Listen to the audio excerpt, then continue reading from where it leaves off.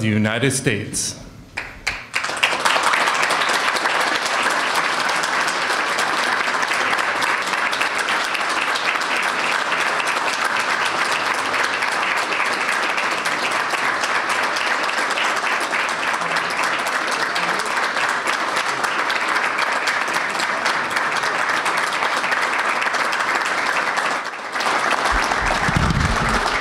Thank you, please. Thank you very much.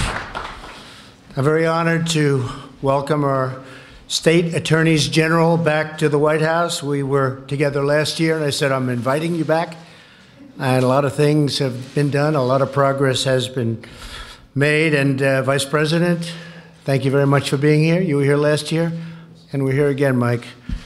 Let me begin by saying our hearts go out to everyone affected by the devastating storms in Alabama, Georgia, and the surrounding states, and especially to the families of those who have tragically lost their lives. I've spoken with Governor Ivey, and we're working closely with officials throughout the region to get our communities back on their feet. Attorney General Marshall and Attorney General Carr, when you get home, please tell the people of the great states of Alabama and Georgia that America has their backs. We have a call in to Brian Kemp, and we have let them know, and the governor and everybody, that we're with you 100%. Thank you very much. 100%. We'll be there. Thank you. I want to thank your National Association President, Louisiana Attorney General Jeff Landry, a friend of mine. We're also very grateful to be joined by our fantastic new Attorney General, Bill Barr. Bill, thank you. Today, we join together to reaffirm and strengthen the vital partnership among state, local, and federal law enforcement. Only by working together can we ensure security for every community and deliver justice for every citizen. I want to take a moment to send a message this afternoon on behalf of everyone in this room to all law enforcement personnel across America. You are loved, you are cherished, and respected by the American people more than you will ever know. So true. More than you will ever know. When I took office 2 years ago, one of my highest priorities was to reduce violent crime. In the 2 years before my inauguration, violent crime was up substantially, very substantially, and murders had increased by more than 20%.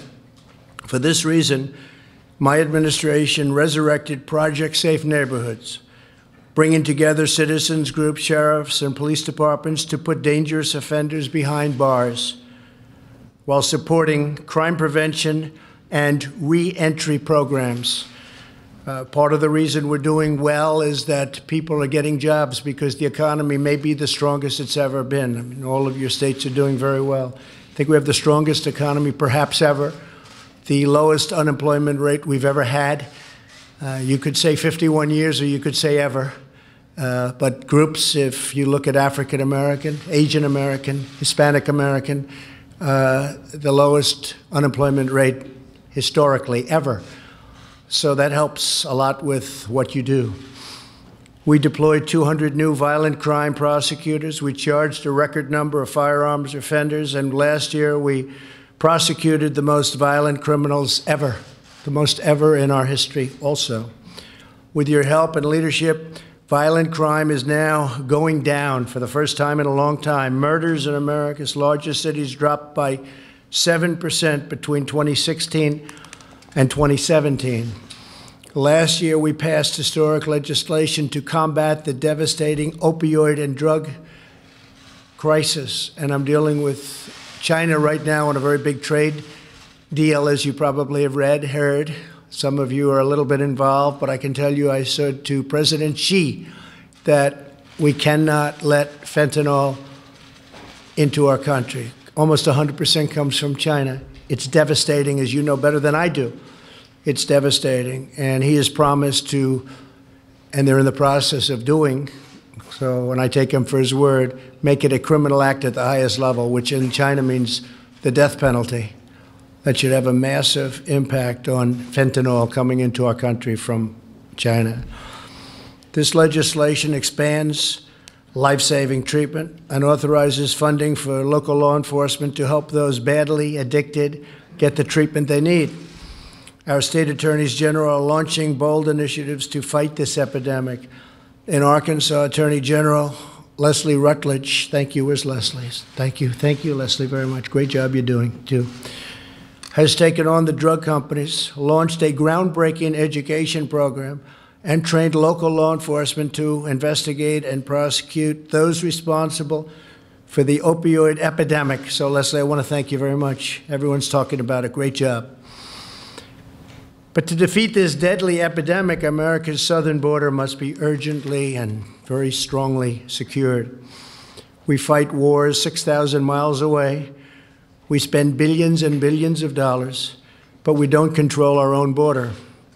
Drug trafficking and human traffickers exploit our porous border to finance their ruthless operations across our hemisphere. 1 in 3 migrant women is sexually assaulted on the very dangerous journey north. Criminal cartels terrorize innocent people on both sides of the border. Thousands of our citizens are killed by lethal narcotics. 88,000 people just with certain types of drugs, most of which come through the southern border. 88,000 people die, and that's just a small portion of it.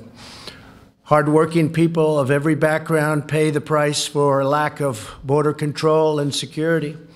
In the last 2 years, ICE officers made 266,000 arrests of aliens with criminal records, including those charged or convicted of approximately 100,000 assaults. And these are new numbers, hard to believe. 30,000 sex crimes and 4,000 murders. Every day, our brave ICE officers are on the front lines protecting our communities. We must always support the heroes of law enforcement, and we all support law enforcement in every way. Sanctuary cities that release known criminal aliens put all Americans at risk. I urge everyone here today to make sure that your states and cities are fully cooperating with the Department of Homeland Security in their life-saving mission.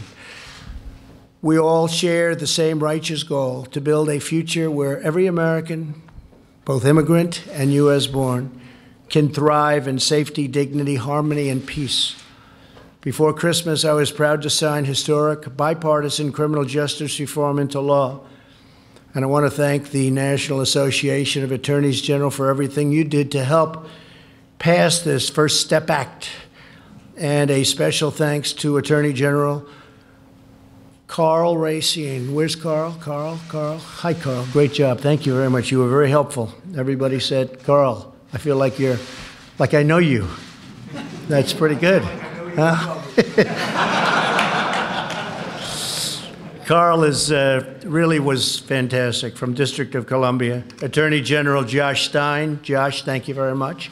Thank you, Josh. Josh. Stand up, Josh. Go ahead. Come on.